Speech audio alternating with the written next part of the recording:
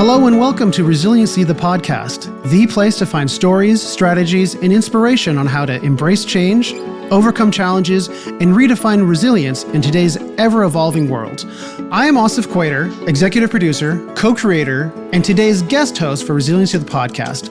I am joined by the world's first doctor of resiliency and international business consultant, Dr. Kelly Culver. Our show brings together a diverse group of individuals who inspire, educate, and motivate our audience to find their inner strength in everything from the minutiae of everyday life to world-altering problems. Thank you for joining us today. Boy, do we have a guest. I have to read all of her stuff because it's just too long. She is president and CEO of the PR and communications firm, The Smart Agency, a 30-year-old company she acquired in 2018 that is now leading professional communication for commercial real estate and financial service companies in the United States. Her personal mission is to empower the next generation of confident communicators by sharing her voice in the global movement towards empathetic and human-first business leadership. In her past, she has been a musical theater actress performing across the United States. She has a master's degree in global communications from American University of Paris and a bachelor's in science in communications with a concentration in public relations from East Carolina University, where it is not in her bio, but she was valedictorian in both schools, and she is famous for never getting anything less than an A from kindergarten through her master's program at the American University of Paris. Of course. Of course. That's true. It's very true. Of course. Quelle surprise. She is a veteran communicator, honing her skills, working on behalf of major companies such as Fox MGM Entertainment, Ford Motor Company, Michelin, Mazda, and now specializes in commercial real estate. Today, in addition to leading her company, she is a poet, an author, a podcaster, and soon to be a recording artist with her debut album, Love in All Its Forms, releasing in 2024. Please welcome my wife and your regular host, Jenn Quader. Thank you. What a kind and wonderful and overly honest introduction. Did I butcher that enough for you? No, it was beautiful. I would like to confirm that there were at least one or two of those that were negotiated A's, but we got there. A is an A. An A is an A is an A. It doesn't matter. A really good communicator. That's where we go. As it was said in the movie Fast and Furious, it doesn't matter if you win by an inch or a mile. Praise. I like to win. And I'm delighted to be here. And what an amazing thing to be sitting in the guest seat today. So thank you, Asef, for a beautiful introduction. You're a great guest host. And Dr. Kelly Culver, always wonderful to see you. Well, it's lovely to see you as well. And this is a really interesting turn of events, turn of the screw. It's kind of cool, actually. And I have to ask you, because we are a global podcast, where in the world are you today, Jenn? So I sit in Southern California. My home office here is in Mission Viejo, which is in a beautiful part of the county. And then my regular office, when I'm doing my PR work at the Smart Agency, is in Irvine, California. Very good. Very good. Very good. I am sitting in Canada. Today is Canada Day. It's the 1st of July, shortly to be the 4th of July. And in honor of that, I'm wearing my red and blue dress, not just my red dress, but this is an honor for you because blue is your color. So it's pretty cool. Blue is my color. If any of you are watching the video podcast, you will see that I am always in blue. Kelly is always in red. It's a statement. Take it however you want. And Asef is always looking down, writing notes. That's right. And we hear his voice in our ear. So this is kind of really interesting that he's actually present with us, fully present with us today for this podcast. Typically, I'm not on camera. No one can hear me speak. Only Jenn and Kelly hear the voice of God in their ear. And now everyone gets to hear it. Not calling myself a god. But it comes across that way. Not the god, at least. It comes across that way sometimes. Exactly. I know. The white beard helps. You know, I've got a question for you, Jenn, because this is very interesting. So for those of you who may be new to the podcast, Jenn and I are the usual co-hosts. And what we have done is brought together a number of speakers who came together at the American University of Paris Resilience Redefined TEDx talk back in March, and we're working our way through. So we're generally the co-hosts, but because Jenn and I were both speakers, today is our day to shine the spotlight on Jenn. So she's not in her co-host chair, she's in her guest chair, and Asef has come in to pinch hit that responsibility. But we are going to subject Jenn to the same format that we do everyone else. So, Jenn, my question is, as I ask everybody else, what does resiliency mean to you? To me, resiliency is forward momentum. I believe that resiliency is a state of flow in which you don't get stuck. You could see it as a river flowing, and if the river is flowing and we have things like branches and we have a tree trunk and we have, and all of a sudden the water can't flow and no change can then occur. And so I think the state of resiliency is the ability to constantly keep the river clear of debris so that everything can flow, creativity can come through us, and then our lives and our businesses and just everything about how we live can become a lot more enjoyable. I find that really fascinating because, and I love the definition that you've just given, like what it means to you, the real meaning, that the sort of the tactile, practical tactile sense, because your TED Talk, and we'll come to that in a few minutes, but your TED Talk is about walking confidently or confidently walking in the wrong direction. And it's about that flow. There's a synergy there with the flow of gathering the confidence in yourself to move and move and move, because, one of the things that we've seen around the world in the last few years is with all of the uncertainty and turbulence is that people freeze. And when they freeze, their organization freezes. And you lead a company, and you lead a company in a complex industry, and you have to keep flowing. It is an absolute necessity. And I think you brought it through the right lens for me, Kelly, which is to say, I think perhaps I always was, gravitated toward the idea of resilience because I am an achiever. You heard that in my opening. Of course, I go for the gold. That's just kind of who I am. But I think it wasn't until I took on that business ownership. I acquired the company that I was working for and had been there for 10 years in 2018. And 2018 is only 2 years before that big old thing we all know as the global pandemic came along. And I found out so fast that everything changes, and that if I cling to what was, I will go down with the ship. And so I think that that's where, when you ask, what does resilience mean to me?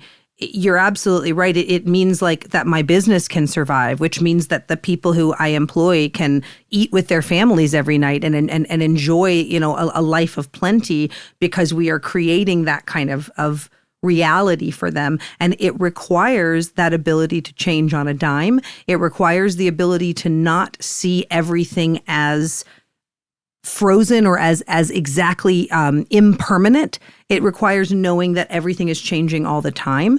And so we there's a constant, if you will, back to my analogy, there's a constant clearing of the river, if that makes sense. But I also would think there's a constant putting on your pants of steel every morning. Amen. Well, and that I think speaks to the title which you mentioned, which is confidently walking in the wrong direction. You won't see that on the YouTube link because, they had to SEO it up for us. But really, it's called confidently walking in the wrong direction. And the best way I can explain that to you is that every time I need to go somewhere, I go in the wrong direction. It's like like, let's say I'm going up for a business meeting and I go in and I go to the conference room. Hi, dear potential client. Nice to meet you. I come down, no matter what, if my car is to the right, I'm going to turn left. Like, it's just who I am. I walk to the left. I go about 8 minutes and then I go, my car's not over here. Let's go this way. And there's something when I picture it, and again, this is an extreme case, but like when I picture it, it's like sometimes when in life we are used to knowing that about ourselves. Oh, I often go in the wrong direction. There's this picture I have of like, well, I could just sit down in an empty parking spot and cry, right? Because I didn't go in the right direction. And I have to go backwards. I have to go past the elevator again. How embarrassing. What if they saw me go in the wrong direction? Like it's a silly little example, but it actually magnifies to be exactly what we do to ourselves because we feel shame. We feel shame that we went in the wrong direction. We feel shame that we don't know where we should go. And so we freeze. And so, yeah, I think for me, the resilience is in that. It's that invisible force, that magic, that infinite intelligence that tells us, okay, just go ahead and turn around and walk back to your car, And nobody's really looking. Yeah, and no one's looking. Perfect point. No one is really looking. This is your experience is here for you. That's it. Yeah. That's very true. Good point. So let's get into your TED Talk. For our audience, we're going to play the TED Talk right now. You'll get to hear Jenn's introduction. And I'll tell you, I might be biased, but it was one of my favorite talks in Paris. As Jenn said, it's called Confidently Walking in the Wrong Direction, a Guide to Navigating Change. Let's give it a listen, and we'll be back in about 15 minutes to dissect the talk.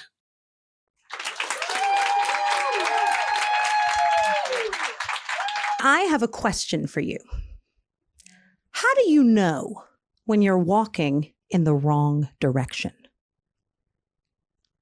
See, we spend a lot of time trying to choose the right direction, right?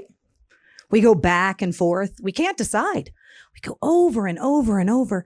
And then we pick a direction to go. And inevitably, something changes and we become worried.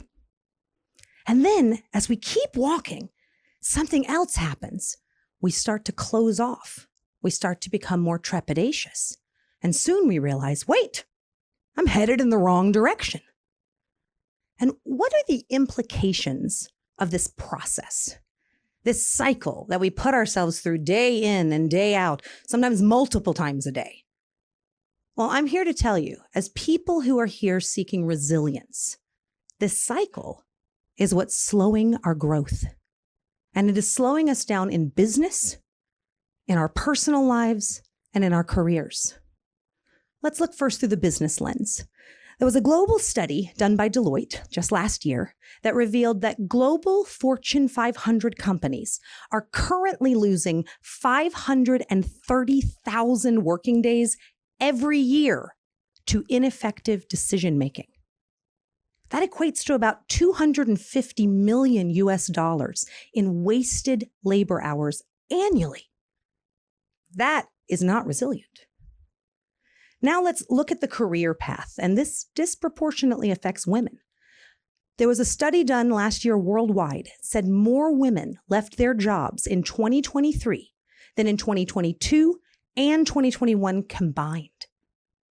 And then the entire workforce as a whole, it's been widely covered that the workforce is pulling back in their engagement and in their intention. Well, studies in 2014 and again in 2023 revealed that less than 40% of those in the global workforce even aspire to be managers. Now, why? Why is that happening? Well, it's because everything is going so fast. We are in the middle of one of the most rapid workforce, economic, technological, and societal evolutions in history. We are being hit with message after message and image after image with things that people want us to think. And frankly, we are afraid. And if you sit for a minute, you'll feel that fear, because that fear is what holds us back. And I'm here to tell you today that as people seeking resilience, what we must be afraid of instead is freezing or retreating, because this is what robs us of our resilience. But how do you do that when everything's changing so fast? Well, let's look first to a very wise man, Mr. Albert Einstein. And he said, the measure of intelligence is our ability to change. So that's what I'm here to talk about today, is change. And how can you navigate change in an effective way that will help you get to your hopes and dreams in your life? And I'm going to share 4 strategies with you today on how to do that. Let's kick off with strategy 1, which is get in the business of reinventing yourself. Now, this brings me to why I believe I'm uniquely qualified to be here today. You see, I am a CEO in a world full of people many of whom are frankly cracking under the pressures of change. And I myself am pretty good at change. I have a knack for it. And you may ask, well, how'd you get that knack, Jen? And I'd say, I'm glad you asked. I'll be happy to tell you. So this is my origin story. I was born in North Carolina in the United States to a family of musicians. We were called the Musical Michaels. We sang all over the U.S. We were on television every Christmas with a family Christmas special. Then I graduated from high school, and the very next day I hopped on a plane and I went off to cruise ships where I was a singer-dancer. I traveled across, wore a lot of sequins, had a lot of good fun. Next, it was off to great New York City to achieve my dream of theater, and there I was a very well-trained and very serious waitress. I worked very hard. I served a lot of plates of food. I also worked hard on my craft, on my voice, my singing, my dancing, my acting. And I was able to land a couple shows in New York. And then I hit a stroke of good luck. And I was able to travel across the entire United States as a professional musical theater actress. And I even achieved my biggest dream at the time, which was to be a performer in a national tour of a Broadway musical. So I played Conchita Alvarez in the national tour of Barry Manilow's Copacabana. You can all feel free to envision me with fruit on my head. That is what I wore. And then I played Estelle Genovese in the national tour of the Full Monty. And you can all feel free to envision, you know what, don't envision that one. Skip that. Then I toured for one more year with the national tour of Rent in company management. So now I had built this entire theatrical resume. I had done all of these things. So what do I do next but head in a completely different direction? And I come here to Paris. And here I attend this wonderful academic institution. I gain a true global perspective on the diversity of life and communications. And I made some amazing friends. Now, after I graduated, it's 2008, and I head to California in the United States. I am master's degree in hand. I'm ready to go. And I am a waitress yet again. It's time to serve a lot of fettuccine because it's 2008. It's the Great Recession. So after many months working there, I was able to land a job as an account manager at a global PR firm. Very soon thereafter, I took a position as wife. And then I took a job as nurse to a husband who was going through cancer and had a bone marrow transplant quickly after our marriage. And I am very happy to say he is here and healthy, cancer-free with me today. Now, after that, I continued to work hard at my job. I moved to a smaller boutique agency and I became a vice president of PR. I then studied under the owner of that agency for 10 years to learn everything I could about the business. In 2018, I acquired that firm. And then through this most recent global pandemic, I led my team through a name change and a brand change that has given us double-digit growth and, much more importantly, a really wonderful culture. Now, that's a lot of change, right? And what can we learn from that? Well, if you look to the screen, all of these red arrows, these are all the places where I went in the wrong direction. And that's according to myself at the time, my parents, my religious leaders, society as a whole. There were many, many times where I was walking in the wrong direction. And yet each one of these experiences added up to who I am today. And so the learning in this is as you work to be able to reinvent yourself, be sure you are being brave. Be sure you're trying new things and always keep walking. You have to move forward in order to achieve that resilience.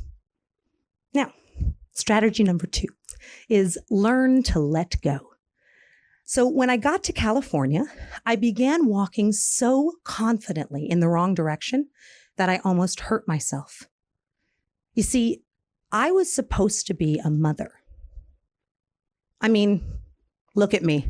Who wouldn't get into a minivan with me?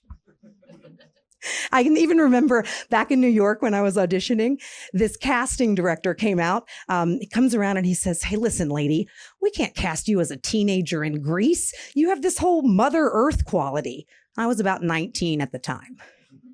See, I've always been motherly, and I've always known that I was meant to be a mother. And I can prove it to you. This is me at every party that is ever held at my house when children are present. I am a magnet to children and them to me. I love them. I love their energy, their imagination, their joy in life. And so again, this was further evidence. I'm supposed to be a mama. And everyone around me knew this also. So they joined in my effort to help me walk confidently. And walk I did. I moved forward. I studied mind, body, and spirit. I did acupuncture. I went to different doctors. I did special diets. And I am here to tell you that I did not get what I wanted.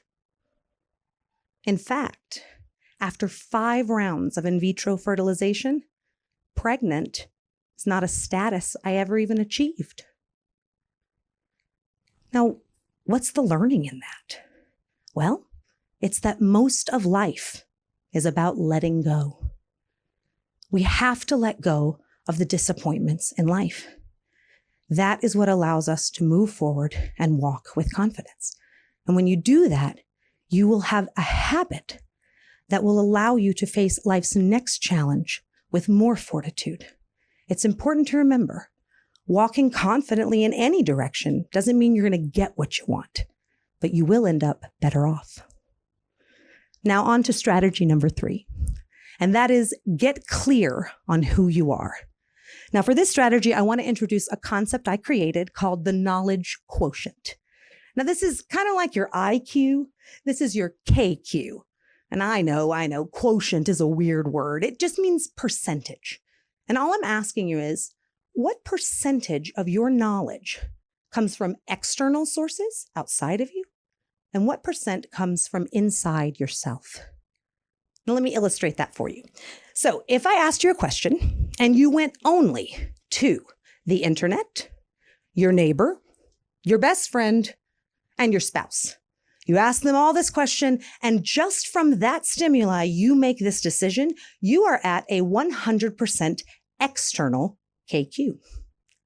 Now, if I ask you the same question, and you trust no one and nothing, you go only to what is inside yourself, and you trust no external stimuli, you would be at a 100% internal knowledge quotient. Now, neither of these is what we want to strive for. What we need instead is a balance. How do we achieve that? There's a very easy methodology. We just have to ask ourselves 2 questions, and we can do this anytime, multiple times a day. Question number 1, what percentage of my knowledge, my trust, my belief, my decision-making is coming from external sources? Things like the internet, other people, society as a whole. And I can share with you that when my external KQ is a little too high, it looks a little bit like this. I'm worried. I don't know what to do. What do they want me to do? What should I do? What might I do? Now, the second question to ask yourself in this methodology is, what percent of my knowledge, my belief, my trust, my decision-making is coming from my inner world? Now, this is something I did not make up. We all know this. This is your wise mind, your intuition. Some call it the Holy Spirit, your inner voice, your Jiminy Cricket. This is the part of you that hears your own thoughts and feels your own feelings. This is the real you.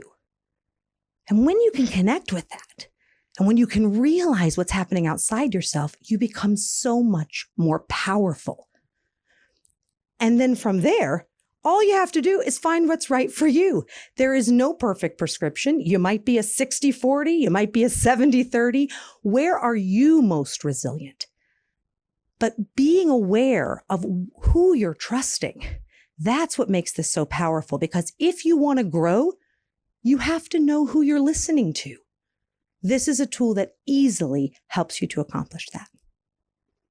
Now, my last strategy for effectively navigating change is grow your own garden of thinking. Now, I picked this metaphor specifically because it is the wrong direction for me. This is a picture of me and my husband. He is trying to make me garden. I am trying to keep my hands free from all dirt. See, I am not a gardener. I don't have the patience for it. But I do understand that gardening is the perfect metaphor for growth. Because if you want anything to grow, yourself, your relationships, your career, a company, you have to plant it, nurture it, and pay thoughtful attention to it. And so, to do that, you have to give yourself time. You have to give yourself the time you need to cultivate your own ideas, to listen to what is inside. And then beyond that, you have to be really gentle with yourself. You have to treat yourself like you would a precious little seedling in the garden. And that is how you will grow. Now, at the beginning of this talk, I asked you a question. I said, how do you know when you're walking in the wrong direction? Well, I propose today that there is no wrong direction, as long as you walk with confidence and you stay true to yourself. And if you will get in the business of reinventing yourself, if you will learn to let go of life's disappointments and pain, if you will get clear on who you are, know who you're listening to, balance the external and internal stimuli, and if you will then grow your own garden of thinking, you will become fertile ground for the ideas and the innovations that will make the entire world a more resilient place to live. Thank you.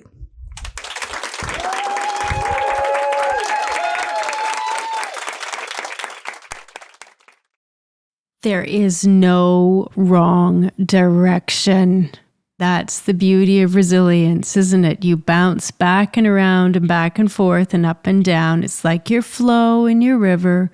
There is no wrong direction. There's such powerful words of wisdom for us. We're really lucky to have been able to hear those messages from you today. And I would like to do a bit of a shout out to our audience who may not know this. Jenn did say she doesn't like gardening. Asef does. He likes composting, in fact, and they've had some pretty serious conversations about how to integrate Mother Nature a little more closely into their lives. But your analogy of the seedling, you're already there. The seedling confidently walks in any direction it chooses to grow. Thank you for those words, Jenn. You're more than welcome. It's a delight to share them and to share that concept and to see it through your eyes a little bit too. I'd like to know, how's that TED Talk changed your life? It's only been a couple months. What's the news? Well, the biggest news is we're sitting here together, Isn't it awesome? But it's so amazing. And I think, I think what the TED Talk did to change my life was that it we've talked in other episodes, or perhaps you'll hear them in future episodes, about chapters and about how sometimes, you can come to the end of a chapter and then you got to write a new one. Well, I think maybe I thought doing a TEDx was the end of a chapter. I think maybe I thought, oh, that's a life goal. It's, people call it a bucket list item. And so I'm going to go and I'm going to check this thing off my list. And instead, I kicked open the door to this whole discussion and community on resilience. And this, it's like, what do they say? Energetically, like the things you're supposed to do will find you, which is part of why you have to trust the universe and know that you're not walking in the wrong direction as long as you're walking. And I think that that's what this topic of resilience has really found me. And so it's changed my life by helping give me an even sharper purpose, more clarity on what the world might need and where my voice can be of service. The universe brings things and people into your life at the time when you need them the most. They say when you're ready, the teacher will appear. Mm-hmm. Good teacher, Dr. Callie Culver. So I want to dive in a little bit and really talk about what I feel is the crux of your talk, which is really the knowledge quotient in there. I think that's really important for people to understand and how to build it. So let me ask you right off the bat, KQ, knowledge quotient. Is this a technique that you kind of put in your head, you set it and forget it? I know I like 60-40, I like myself, and then I have these 3 people that I talk to and I take it all together, and then this is what I use for everything? Or do you use it for different subject, different issues that, I know I'm more attuned to this subject, so I need 90% me and 10% external. What do you think? What's best? Great question. I think it's definitely not a set it and forget it. I think that what KQ or knowledge quotient is much more of a mindfulness strategy, because it's giving you a tool or a lens, think of a pair of glasses, to look through anytime you either need to make a decision or you are making one and feeling weird about it, if that makes sense. So it is definitely an ever fluctuating number. Like, for example, I could tell you, I think in general, at this juncture of my life, and I don't think it was in the past, but at this juncture, I think I've gotten myself to where, like, in general, I'm probably a 70-30. Like, I'm listening to myself and trying to trust my own intuition a lot more than external stimuli. A lot of it because of some of the things we've talked about in this episode. When you are faced with a business that everything is changing, you have to be your own anchor in that way. But there are certain days where I might wake up and feel a certain way and think, I'm feeling unsteady in myself, so I'm going to need to purposely trust external stimuli more today. And so perhaps I will actively and mindfully say, I'm going to push that up. And now I'm going to be more 50-50. And then I also think there's situation specific things, because, it does require a bit of acknowledgement to say that, yes, I want to go with what I feel, but boy, is there a lot of knowledge in the world, and I would never want to close the door to that learning. And so I think that you definitely have to look at, if I'm going into a situation where I'm going to learn about, let's say, a new company, and I know nothing about what they do, I don't want to walk in with my KQI really high. I want to walk in ready to absorb. So I definitely think it's a great tool to give you that measurement, but it's less of like something to aim for and more something to use. It sounds like you could end up wrestling with yourself a lot. You can almost get lost in the who do I trust? Do I trust me more than this person? How do you come up with making decisions quickly? Honestly, for me, I think you got to jump to strategy 4 to get to that. Okay, so strategy 3 is your knowledge quotient. That's being aware. That's like having the tool. It's like, hey, I've got the hammer, but how to use it, how to trust it to know where to go. You've got to do number 4, which is grow your own garden of thinking. And while that's a beautiful metaphor, the truth is it just means giving yourself actual time to think. And I think everybody does this differently. For me, I have a morning routine. I think it's the most important thing in the world. And every morning I write. And I'm not writing like the next great novel. I'm writing, what do I think and what's happening? And that gives me a space and a time that I can dissect that and do exactly what you're asking, Asef, which is identify, where am I today and what do I need? So I think that with the KQ, it could lead to that kind of complexity and self-doubt if you are not also giving yourself time to listen to yourself. And we speak quietly to ourselves. Silence is required. I think that's really interesting observation when you look at it through the lens of a leader, because that's one of your messages is around leadership and leaders having the confidence to take decisions and not freeze. It's the ability to be comfortable in silence, listen to the silence, because sometimes the silence then equals space, not just to think, but space to innovate.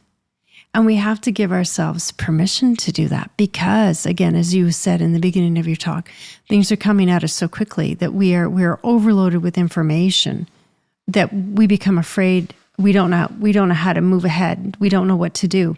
And sometimes it's in that silence that the void gets filled very quickly with the little voice in your head. And some people, Jenn, my question to you on this is, some people, have you ever noticed, some people are really uncomfortable with silence? Like if you're having a meeting, right? You're having a meeting and all of a sudden there is this pause and you really want that pause because you want people to reflect, but somebody's got to come in and fill the silence because they can't handle it. What do you do? Now, look, I can speak from beautiful experience here, Kelly. And I think, again, I said this in my talk, like, this is why I think I'm an expert and can be here. But it's true. because I am that person. Welcome to me. Welcome to who barreled through the first half of her life. Blah, blah, blah, blah, blah. Let me tell you everything I'm thinking. And I, my business partner, who I love and respect for 10 years, I learned her company, and she's the one I bought the company from. And she used to say, Jenn, you're a loud listener. And so I think I say that, and I divulge that to say it's something I've definitely learned. And she actually really helped me to learn that. She taught me that, and this is through the business lens, but I think it can work anywhere. But she taught me that whoever speaks the most in the meeting thinks the meeting went the best. Oh, yes. And I was like, brilliant, because I wanted the meeting to go well, and I would talk and talk and talk. And once I learned, you let those clients talk, you do that. And I think from a business lens, that's really important. And then I learned something really important from a personal lens, and this relates to silence and how important it is, because we're talking about silence, achieving silence, or getting comfortable with silence as it relates to finding our own knowledge quotient. But I think that that's the deepest level. The level above that is exactly what you're saying, Kelly. It's how do I open to everything and allow it and still kind of have my center of gravity. And so, I learned through the business lens, like, don't talk the whole time, and then I had to learn through the personal lens. And this came through I had, frankly, like a disagreement / kind of blow up with a colleague, which is very rare. Like, we're usually really, compassionate and loving and wonderful, but it was a disagreement, and I had a lot of anger. And I wasn't kind of figuring all that out. And then I went and I read a book called Anger by Thich Nhat Hanh, and it's a fantastic book. And he's giving this example of like married couples who've reached the end of their, like, they're done, right? They're not listening to each other, et cetera. And he gives this really interesting and very clear formula. And the formula is compassionate listening and loving speech. Compassionate listening and loving speech. And compassionate listening means shut up. It means shut up and listen. It means allow, and I write this now in my morning pages. Every morning I write, let others finish. Let them finish what they have to say. And so all of this, I know it sounds like it's all kind of out here, moving back to this topic of resilience and of the knowledge quotient, but really these are the skills to work on, because it is a balance when you want to find out how you can move forward, and you're hoping it's in a right direction, but we either way, we want to move forward. We want to feel stable in that. And so we're looking for how can we balance that. And I think that if we are aware of it, and if we let others finish, and if we can get to a place where we can allow everything that's happening and then make our decision, that's where true resilience comes from, because we're not trying to create it. We're not trying to make something that's not real. We are trusting the universe, trusting the environment we're in, trusting those other people in our community, and then at the same time making the best discerning decision for me about what my insides are saying. And it's listening to that diversity of voices. You have a lovely story you haven't told people, but I'm going to share it with our listeners that you gave at the TED Talk, which just made me laugh out loud, which was, I am Jenn. I have this amazing speech. They've said yes to me. I'm going to give this TED Talk because it's all about me, and I am going to change the world, and I'm going to walk away being the very best person that ever gave a TED Talk on the face of the universe. And then she and I sit together and we listen to everybody else's speech and we think, we are part of a bigger thing. And I love that story about you because it's vulnerable. You're saying, this is how I felt. And then you said, but this is what I learned. And it's listening to those other voices and how you situate yourself within them. So I had to share that because I still love that story a lot. Well, and it's just so true. It's wonderful how, from our perspective, especially someone who, and again, everyone's going to relate to everyone differently. But I myself am an achiever, right? It's just what I am. I'm going to, if we entered a race today, I'd start training, I want to achieve at the highest level. But often that can put a blocker on us and make us think it is about us. And I think that that's the whole key. And when we go back to even what we talked about earlier in this episode, where I said, I tend to always choose the wrong direction, even if I'm walking away from the elevator. that the fear and the shame comes from me thinking, oh, I'm not matching what everyone else is doing. It's frankly, it's the Buddhist concept of the comparing mind, And so when you can let go of that, then you can see. And that's what I felt, I can't remember if you said it, Dr. Culver, or someone else, but you may have said it, talking about the fabric, like how it's a fabric. A fabric is woven together. And, we don't get to see that as much anymore because most of our fabrics, I think we order offline and it gets shipped to us. And but really, there's some process that weaves all of this together. And I think therein lies the magic of life. And you see it in leadership because people will tell you this, and I certainly have seen it. You can only accomplish so much by yourself. At some point, you either have to stop growing or work through others. Community. Where does listening to your internal voice override listening to external influences? Or more so, do you wrestle with hearing people telling you something that you feel deeply inside is wrong, but go with it? Like if your husband, let's say, says something that you feel is not right, but you end up going with that person because you trust what they say. How do you justify it in your head and within your KQ system? Ooh, you're bringing up something really interesting and something I want to dive more into. The answer is it takes a lot of awareness and a lot of growth, but I think that leads to a lot of challenges. And let me say it this way.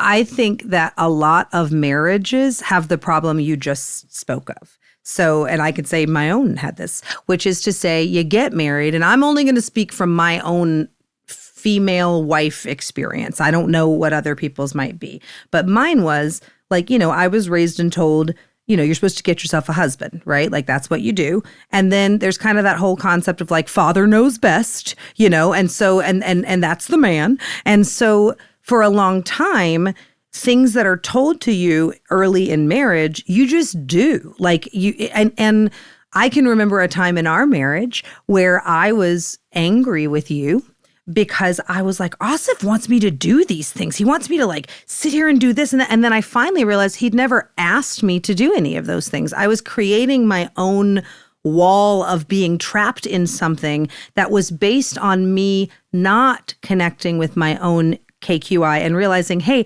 I actually, let's say, don't want to watch TV tonight. That's just one small example. But like, instead of thinking, oh, my entire marriage is dependent upon every night he wants me to sit beside him and watch TV, I could simply communicate with you, hey, my insides are saying I want to write or, play the piano, which has been my new thing that I've loved. But that, so my point in saying that is everyone, that to me is it could be the poster for why everyone needs to develop their own KQ. It's why they have to be aware of it, because without it, you will build unintentional resentment because you will end up doing whatever your husband said or whatever your teacher said or whoever you place in a position of authority, you'll do it until you wake up and realize nobody's making you do it. Right. And so it is a bit of a deep concept because it's not like I wouldn't call it a Band-Aid strategy. You know what I mean? This isn't like a take your pill and lose your pounds. This is something that you have to put in your head and really see it from a lot of angles and use it. It's a tool in the toolkit is what I'll say. This kind of leads into my next question, which is the idea that people never change, right? They are who they are when they're born. Right, a zebra can't change its stripes. And you kind of touch on it in your step 3, right? Get clear on who you are. But what do you think? Do you think that's true? Do you think a zebra can't change its stripes? Do you think that you are who you are, and that's who you're going to be for the rest of your life? I definitely don't think that. But and the first thing my brain went to is just flat out biology, which is like that zebra, their cells are changing all the time. Like even if we can't see it. The zebra has cells that are multiplying and changing. So the truth is, there is no truth in someone saying that nothing is changing because everything is always changing. The only thing that never changes is the fact that everything is always changing. So I don't buy into that. But what I do buy into is something that we talked about again in a different episode. But I buy into the fact that You will change only as much as you choose to change. A person cannot change someone else. You've seen enough parents who have kids who are making choices that don't align with what they want, and it's a travesty, it's a tragedy in their lives. You can't change what they want. So that's why resilience is such a personal journey. And I think it's so interesting. We talk about it as a community responsibility and a collective action. And we do that because the community has to be there, because resilience is so tough. But really, when it comes down to it, resilience is individual. It's between you and your own energy. And can you pull that energy up and bring it where it needs to be? Right. How important is confidence in resiliency? So the answer is it's very important. And the other answer is, I think people conflate the idea of confidence with the idea of extroversion. I think that people think, oh, if I'm an extrovert, I'm confident. And if I'm an introvert, I'm not confident. And I don't think that is true at all. I think confidence is an ability to act.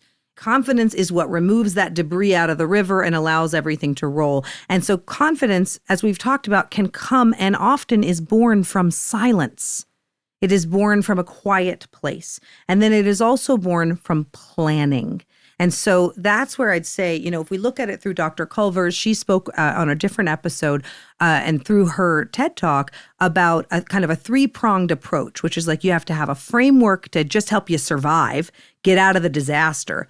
But then you also have to have a plan for what you're going to do right now, and then a strategy for what you're going to do moving forward.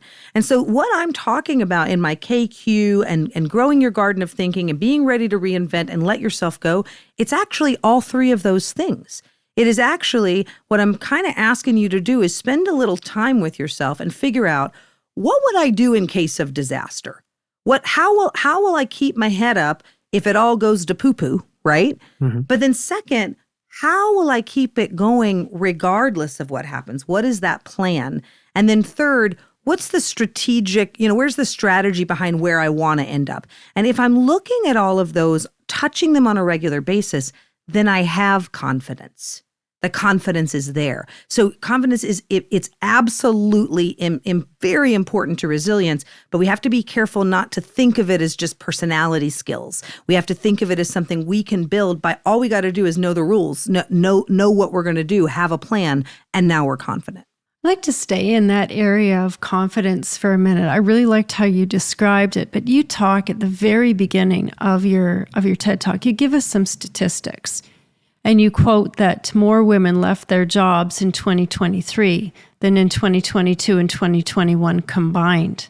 And we know a lot of people left jobs because that's the height of COVID, was 21, 22, 2021, 22.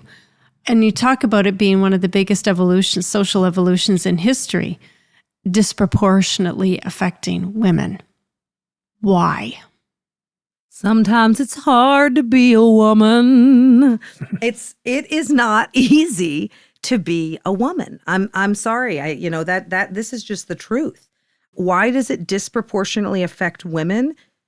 I think it's because women have children. I that is my uneducated, like non-life experience guess. But I think it's because women have children, and I've had friends who've told me, like they've described to me the experience of having a child and that child crying in the crib in the other room. And they're like, Jenn, my whole body is responding. Like, it's not like I'm just trying to, like, my whole body is like, get to that child. And so I think that there's a metaphysical reality, which is to say that women are connected to their children, and that makes them connected to their families. And they have to always, they have like a default understanding of what matters most, right? And then we have a society, specifically a workforce society, that's trying to cram everybody back into the box. They're like, okay, guys, everything changed, but only for a little bit. Let's all go back to how it was. Well, guess what? We're all different.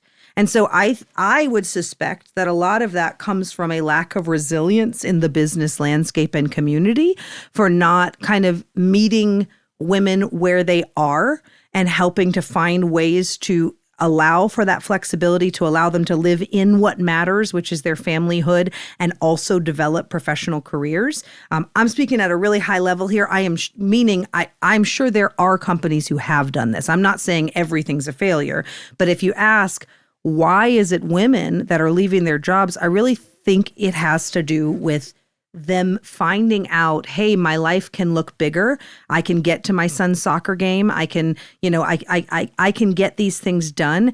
And I have all this intelligence and this ability, and I want to work in a place that will allow both lives. I think we have a heightened sense of balance now. And you speak about that very eloquently. There's a heightened sense of balance, and balance is different. We define balance differently. Each of us defines what that is. And if you can tap into someone's passion and how they're hardwired, you get the best out of them. So we create the space for people to be successful.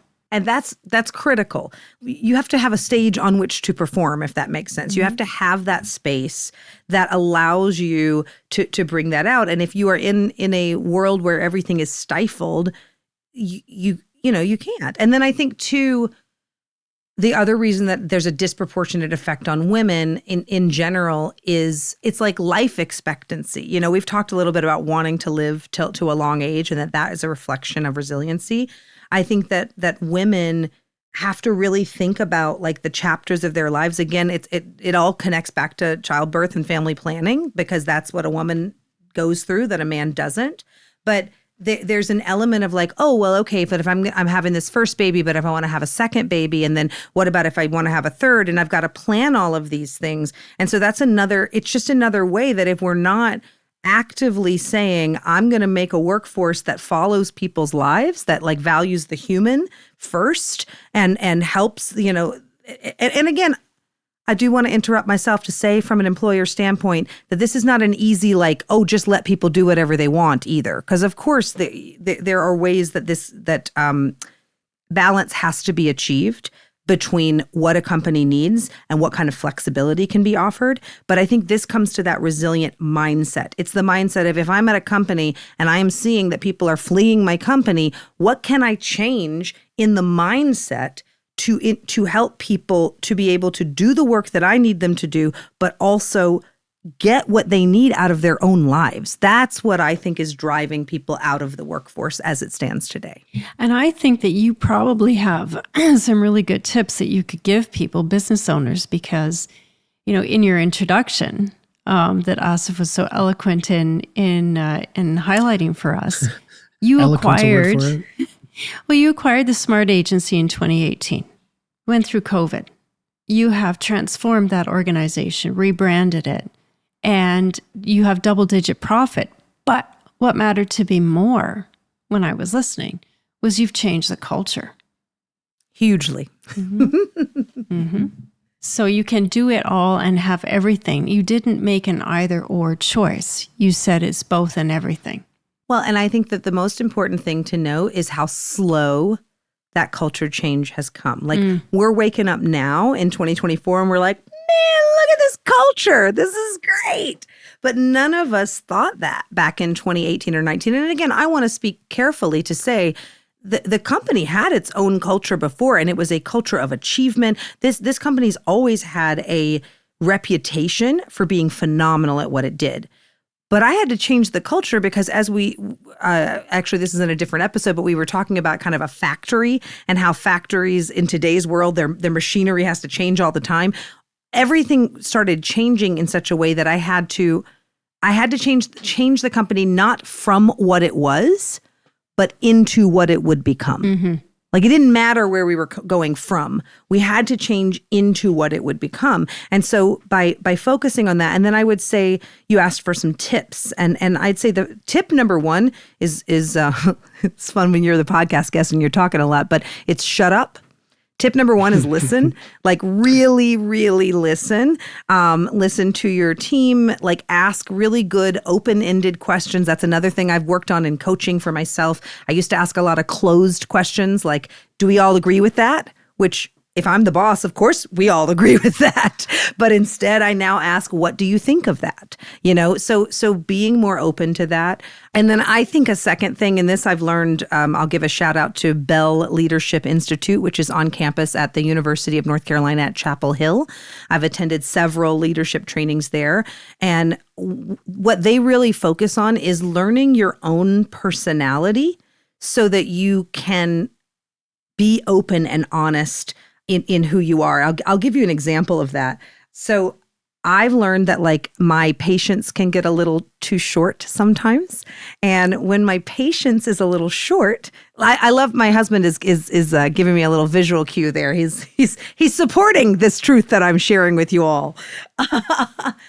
But sometimes when my patience is short, I find that I want to like lash out at someone, which is really not contrary. It's very contrary to my own nature. I'm kind of a nice person, right? But I find myself wanting to lash out.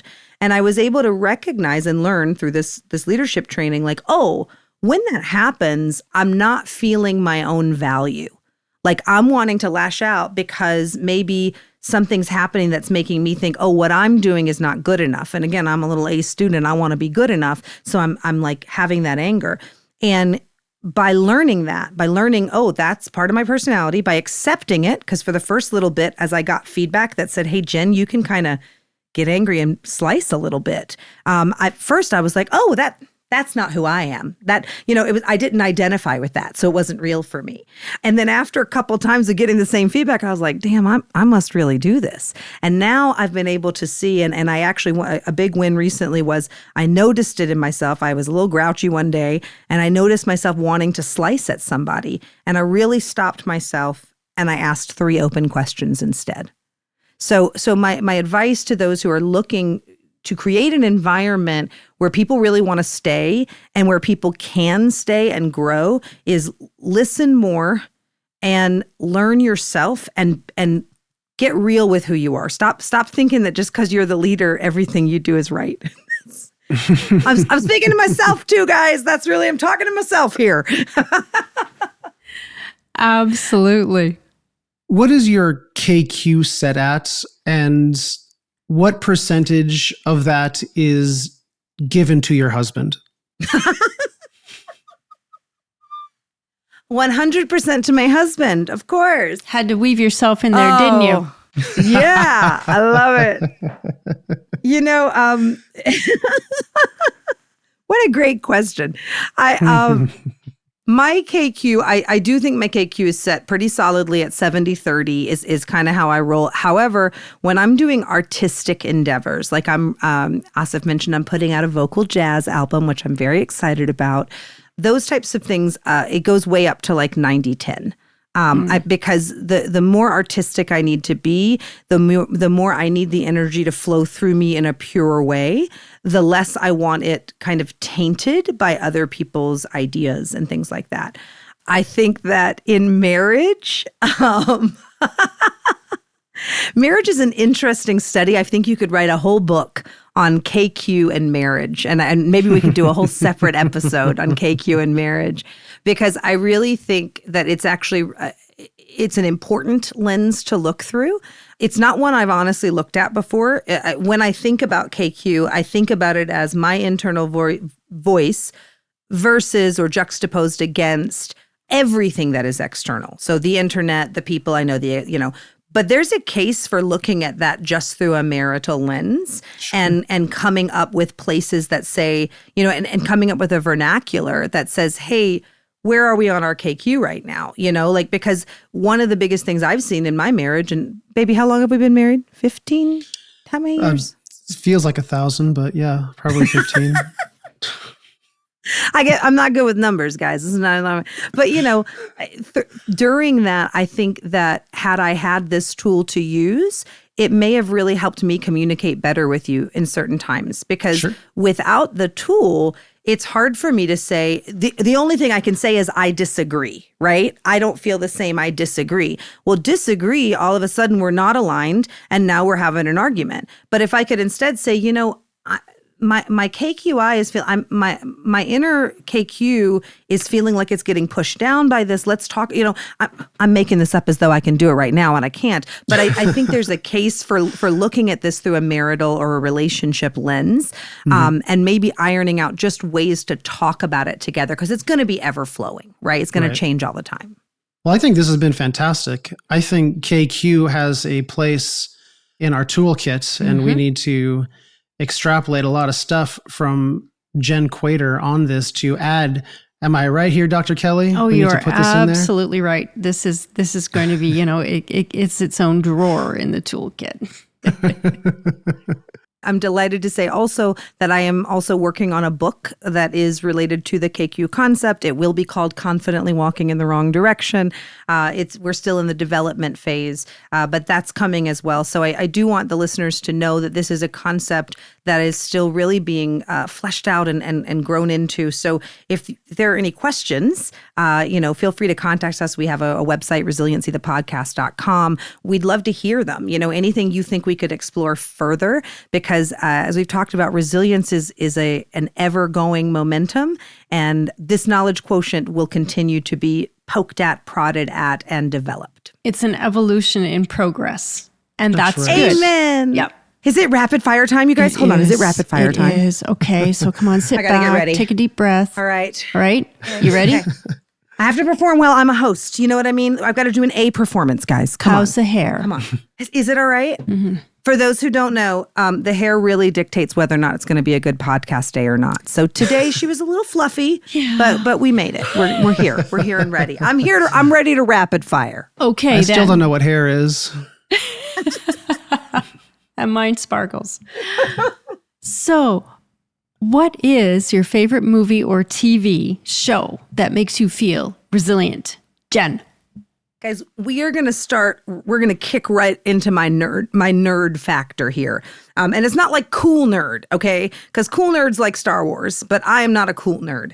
So my favorite movie that I love that reminds me of resilience is called Center Stage.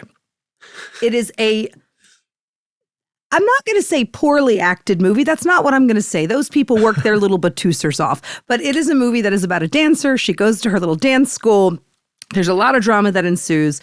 But boy, at the very end, she takes the starring role in the middle, and she does more fouette turns than anyone you have ever seen fouette turn. And let me tell you, as a dancer, a fouette turn is not easy to execute. So I love Center Stage. When she gets out there and does her fouettes, I'm like, turn it, girl. That's how resilience works. Center Stage. Okay. And what's the song you're singing in your head when you're watching Center Stage that makes you feel resilient? You know what? My song, now I got to be honest, I can't listen to it when I'm watching Center Stage. It's got its own music. But my resilience theme song, if you will, is You Can't Hurry Love by the Supremes. I love that song with all my heart because first it has this driving beat that makes you want to wake up. But then secondly, it reminds you that you can't hurry love. And love is not just like finding a partner. It's not like being married. Love is the positivity of life. Love is everything being as you want it to be, and you can't hurry it. My mama said, is what the lyrics say. So it reminds me that I need to enjoy today, and that love is always here and it's always coming, but I don't need to hurry and I don't need to run because it's coming. It's here. You know, that reminds me, it's a little segue. So, you know, one of my favorite groups is Chicago. And they sing, there's a line in one of their songs that's good things in life take a long time. You can't hurry love. Amen. Right? Yeah. Amen. What's the last thing that made you laugh out loud, silly laugh? Guys, this one was the hardest for me because I didn't know that. The truth is, it's this podcast. Like, I was trying to think of a fun story I could tell, but the truth is there have been more laughs that have come out of this adventure. And I think that what I would like to say about that with regard to resilience and to community and to life and enjoying it is like, if you are thinking about doing something like this, just do it. All you have to do is get the software and put good people together and start talking. I have never laughed so much as when the three of us are on and we have a technical error and we're trying to move and I've changed my top and it's so fun to be elbow deep in kind of creative silly putty with everybody, and it just makes for a laugh-filled environment. So I gotta credit the podcast with that. As a producer, that makes me laugh really, really hard when that happens. Really hard. Yeah, he's pulling his not hair out of his head, actually. That's what you can't see. 2 months ago, I had beautiful wavy hair. Yeah. Yeah. Now look at him. It was the podcast that took it. So what is the last thing I have for you is, what is one question you'd like to leave for future guests? The question is, describe for me how your life looks in 10 years. Describe for me how your life looks in 10 years. It's built on a question that I always ask. My friend Clifton and I always play this game called the question game. And I always ask, what will your life look like in 10 years? But I think that's a pressure in that question. Oh, what will it be? What will I achieve? But if I say instead, describe for me what you see in your life. What are the things you see and feel? And I find forward visualization to be a really important tool. So I'd be interested to see what our future guests might say about that. I love it. Well, we have a question here from a past guest for you. In 100 years, what do you want the world to remember you for? She had a voice. That's really it. I don't need to change the world. I am an instrument of the energy that runs through me. Right? I believe I know where that comes from, but everybody has their own interpretation of where that energy comes from, and it's right for them. But I am that energy. So if people were to remember that I was an instrument for good, positive energy to come through, and they remembered me as a voice, whether that's a singer or a writer or a communicator, I would be delighted and honored, and I would feel that I had hit my purpose. That's great. Thank you, Jenn. That was beautiful. I love it. We had a great conversation today. All our listeners will be happy to know that I'll be gone in the next episode and our regular host will be back. I won't butcher as much as I typically do on these shows when you drag me to do this. I appreciate and love you both, but hopefully this is the last one of these that I'm doing. I love you. I'm joking. Jenn, we don't think so. You got the job, Mr. Quader. Oh boy, I'm glad there was one applicant. Jenn, where can people find you? Please look for me online. You can find me on social media channels at jennquader.com. That's JENNQUADER. You can find me at jennquader.com also, my own little website. And you can find my company at thesmartagency.com. Thank you to our listeners. We really appreciate you listening today. Please like the show today. Please subscribe to the show. We love and really respect each and every one of you. We're trying to build a community for resiliency, and you are a part of it. We want you to be a part of it. Please go to our website, resiliencythepodcast.com. You'll find all the information on our shows. You'll find our toolkit, past shows, future shows, everything you need to know about Resiliency, the podcast. You can find Dr. Kelly Culver at the Culver Group, www.culvergroup.ca. That is CA, because she is the Princess of Canada. True statement. You can also find Dr. Kelly at drkellyculver.com, at Dr. Kelly Culver on LinkedIn and Instagram. You can find myself, Asef Quader, at Asef Quader, ASEF QUADER, on pretty much all the socials. Instagram is where I do most of my stuff, where you're going to find a lot of nonsense. We thank you for listening. We wish you love and resilience throughout your week. Please come back next week. We'll have another brilliant show for you. Much love. Stay strong. Stay resilient.